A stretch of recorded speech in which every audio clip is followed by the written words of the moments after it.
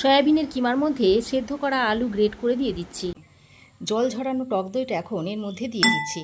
কুচনো পেঁয়াজ, কাঁচা লঙ্কা কুচি, 1 চামচ আদা ও রসুনের পেস্ট, 1 চামচ মতো হলুদের গুঁড়ো, ধনে গুঁড়ো, জিরে গুঁড়ো দিয়ে দিচ্ছি 1 চামচ, ঝাল লঙ্কার গুঁড়ো দিয়ে দিচ্ছি অল্প, 1/2 চামচ মতো দিয়ে দিচ্ছি কাশ্মীরি লঙ্কার গুঁড়ো, দিয়ে দিচ্ছি গরম মশলার গুঁড়ো, গোলমরিচের গুঁড়ো।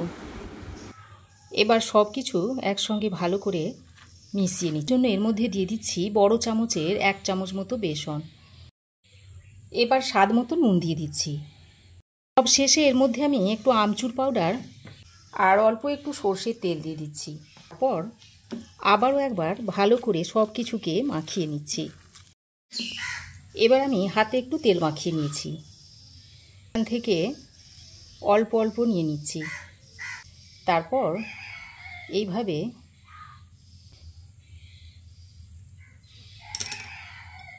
এইরকম শেপ দিয়ে নিলাম। দেখুন সব কাবাবের শেপগুলো আমি দিয়ে নিয়েছি। গরম তেলে কাবাবগুলো ছেড়ে দিচ্ছি। এগুলোকে উল্টে পাল্টে ভালো করে ভেজে নিতে হবে। দেখুন কাবাবগুলো ভাজা হয়ে গেছে। তেলটা ছেঁকে কাবাবগুলোকে আমি তুলে নিচ্ছি।